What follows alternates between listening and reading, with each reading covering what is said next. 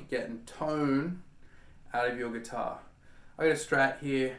I find that the type of guitar that I play affects how I'm going to actually sort of attack the note. By type of guitar, I mean sort of model of guitar. So this is going to be tailored a little bit more towards Strats and playing with a flat pick as opposed to, say, chicken picking on a Telly or playing on a Les Paul. But in theory, this information can be kind of extrapolated and applied to whatever style you play or whatever guitar model you play.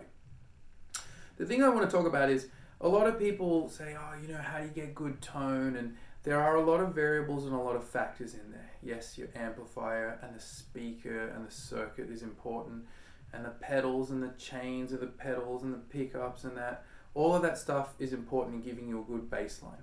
If you look at, say, someone like Stevie Ray Vaughan, who, you know, the lick at the beginning was kind of a Stevie Ray Vaughan type of lick.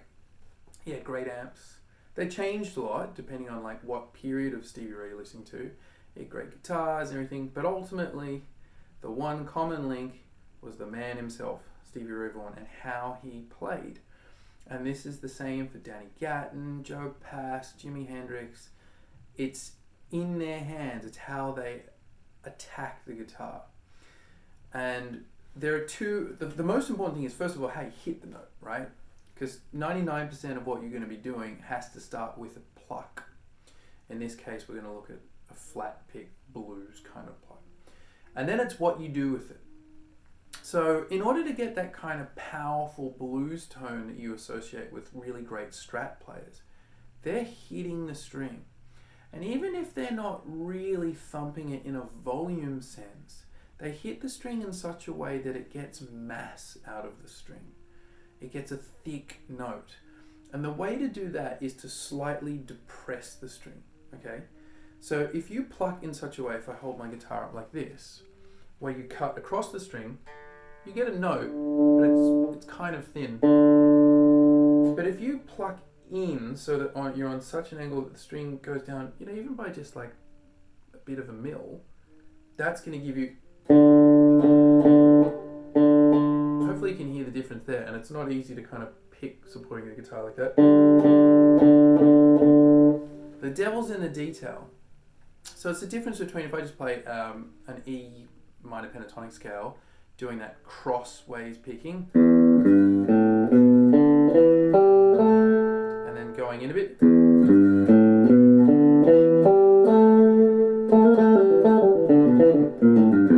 Same thing with an upstroke, although your up is always going to sound a little bit brighter and a little bit weaker, I would say, than just you're working with gravity when you do a downstroke. So up. So I would do a lot of stuff just working on that down pick, you know, playing riffs.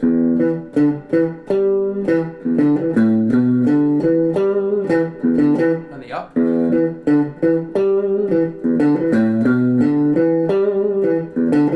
Getting them as good as I could and doing most of it unplugged, because that's where the real tone is.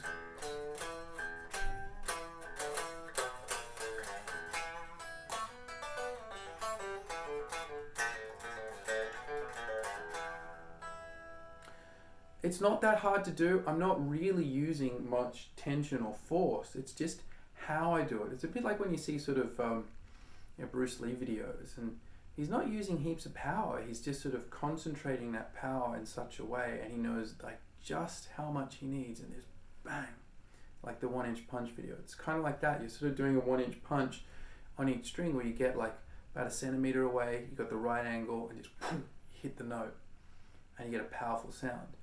And, you know, watch footage of guitar players you love. You know, Stevie Ray Vaughan is the example I used before, and you'll see he's got his hand in such a way that he's really hammering down in on the strings.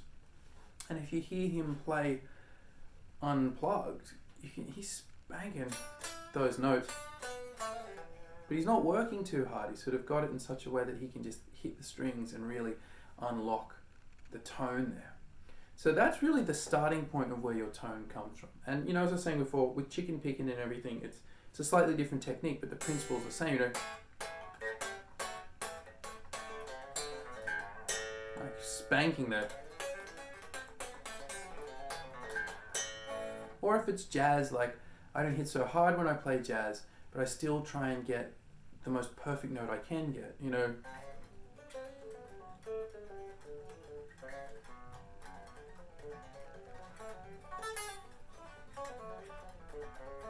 So that when I turn that up, I get a really warm, this is going to have a bit of overdrive on it.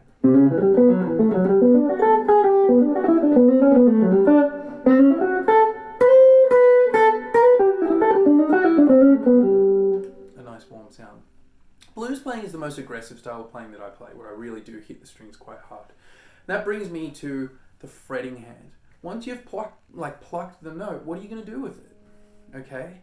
How are you holding that string? Where is it in your fingertip? If you don't have it securely, then it's going to slip, or the note will die prematurely, you know, and it's sustained. How are you going to do your vibrato? How do you do your bends? It's all in this hand, and it comes down to making sure that you've got a secure grip on the string, you've got that finger strength and agility and independence, and then you have the clear idea of what you're going to do with each note.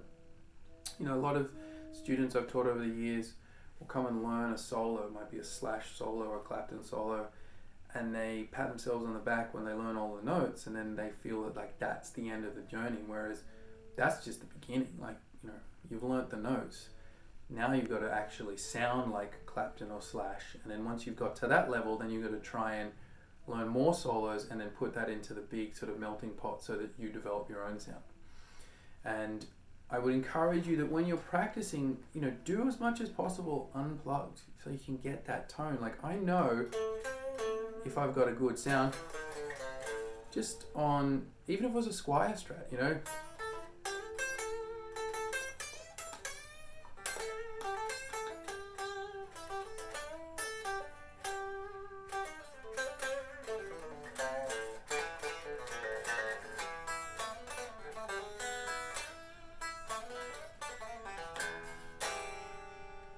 like that kind of thing. You can practice doing a lot of left hand tapping. That's a really good thing for left hand finger independence. Often our left hand is going to be late. I've said before, the guitar is just a series of appointments where this pick is plucking down and up on an agreed beat in an agreed bar, and this finger has to be on the right note. It's just that you've got 4 employees and you've got 6 strings and 21, 22, 24 frets, however many. It's a lot to do. So if you work on doing left hand tapping, it just makes this hand a little bit more accountable. So, you know, you can practice. It won't sound quite like when you pick it, but you're trying to go for making sure that your rhythm is in. So if you're doing a blues lick, it might be like, and that probably sounds barely like the lick that I'm about to play you, but I know from the feel and hearing it, like, you know, in my lap, that I'm in time.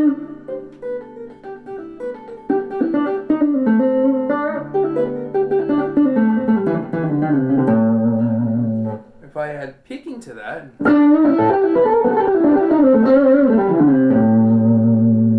all of a sudden,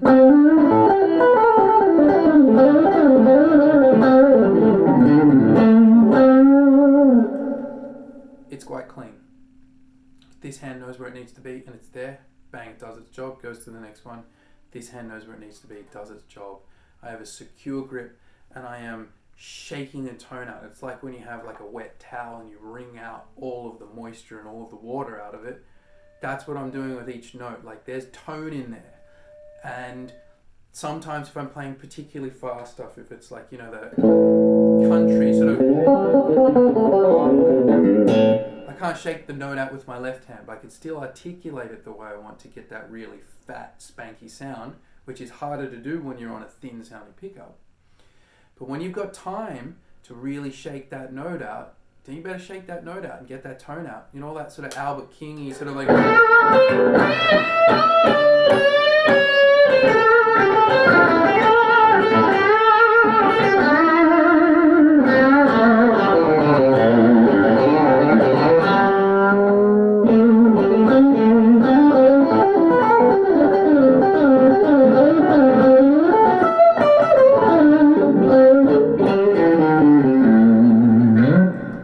Slipped off the string twice then. So I gotta know, like, okay, if I want to work on that kind of stuff, my hand wasn't in the right position. It happens to all of us, you know what I mean?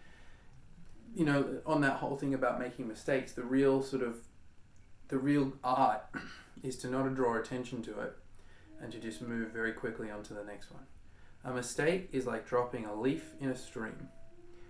If you drop that leaf in the stream, seconds later it's gone. No one remembers it.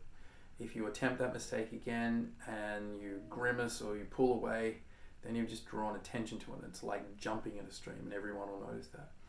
So, you know, recovering from a mistake, there's an art to doing that, you know. And then also learning, like, what was it I did? Okay, I did a fast lick down there and my finger wasn't quite on the string, but I plucked the string at the right time. And so I got exactly what I was talking about, you know, the missed pluck note. And it sort of stands out, particularly seeing as I thumped the string, right?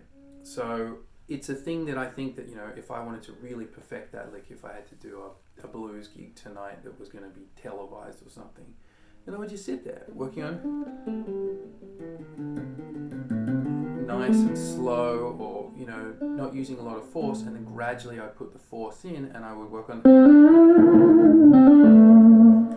When you're really shaking the guitar, even I'm using like more tension than normal. You know, it's like volume on a stereo. Like you have a party, you turn the volume up louder than you would normally listen to on a Sunday morning if you just got the news or something on. But then that volume comes back down. So when I'm really shaking the tone out for that like aggressive Albert King blues stuff, I'm working harder than I normally would. And it's the ability to shut that off. But sometimes you've got residual tension, like compression braking in an 18-wheeler. You know, when they pull up at the lights and it goes, kss, and the truck goes down. You need to find points in your playing that you can do that with your left hand. Otherwise, you're just not going to make it through a solo. And it will affect your tone because you'll be too tense. And your vibrato will become narrow and it'll become tight. It won't have that loose, wonderful sound that we associate with all those great blues players. So check out this kind of stuff. Really listen carefully to how guys play. Listen to, if you can find unplugged footage, you know, on an electric guitar, guys, and you'll hear it. They'll have a big sound even on an unplugged electric guitar. And then that doesn't really change when they plug in. You know, they could be using $200, you know, equipment from Guitar Center. You'll still sound like Jeff Beck, Steve Ray Vaughan, all those kind of dudes. It's how you pluck the note, that's what you do with the note. And then if you can do that consistently and get a great sound, mate, the world's your oyster when it comes to like pedals and amps. I mean, I am just going through this microcube. It's like 10 watts, but, you know.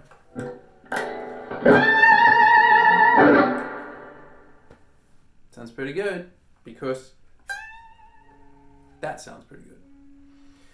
Catch you cats later. You got any lesson requests? Drop a comment and I'll see what I can do. I'll see you next time. Keep picking.